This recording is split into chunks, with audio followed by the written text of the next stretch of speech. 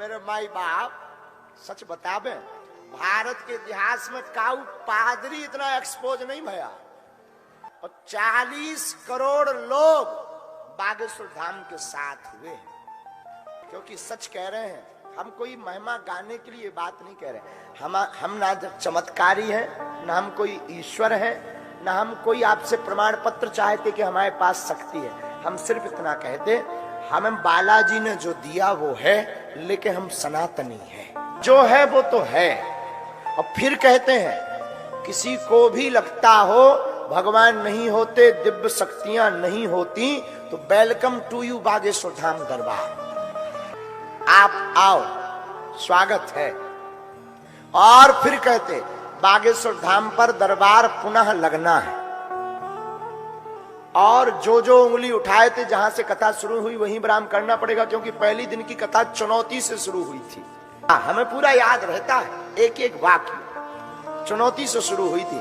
तो विराम भी हम ये कर रहे हैं कि जब चुनौती से कथा शुरू हुई तो हम फिर कहते, भारत के इतिहास में हम पर इन संतों का ऐसा आशीर्वाद है, हमारे गुरु ने हमें चुना है। हम ये कहते हैं, कोई भी पादरी या मौलवी या भारत का जो व्यक्ति कहता हो कि ईश्वर नहीं होता, कोई दिव्य शक्ति नहीं होती, किसी भी लेवल से वो आकर के सामना कर ले, ठटरी बरेगी, हर बार ठटरी बरेगी। हाँ, जितनी हमारी सामर्थ्यता है, हम ये नहीं कहते, हम कोई दावा करते कि हम शक्ति दिखाएंगे कि क्या दिखाएं। दरबार में किसी और की सामर्थ्यता होती, उतना हम ये अपने इष्ट पर भरोसा है, अपने प्रभु पर भरोसा है। तो कोई भी आ जाए मुंह खाकर जाएगा। और आप कहो कि ये माइंड रीडिंग है, माइंड रीडिंग में व्यक्ति सामने चाहिए।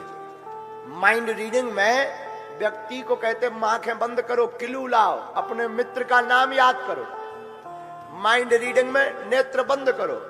और हम आपको कहते हैं कि हम पहले से पर्चा लिख कर रख देंगे, तुम जिसको उठाओगे उसका निकलेगा। माइंड रीडिंग से बाहर है। और माइंड रीडिंग यहां क्यों बंद हो जाएगी? क्यों? क्योंकि तुम उठाओगे उसी को जिसे हमारे बालाजी चाहेंगे। लेकिन एक है, ये भारत ऐसा है जहां कबीर को भी, रैदास को भी, तुलसीदास जी को भी कसौटी पर कसना पड़ा, तो हम कौन खेत की मूली है।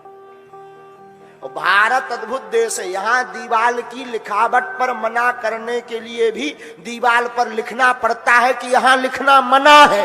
यही पाया जाता है, यहाँ लिखना पड़ता है, यहाँ लिखना, उसके लिए भी लिखना पड़ता है, उसके लिए भी लिखना पड़ता है।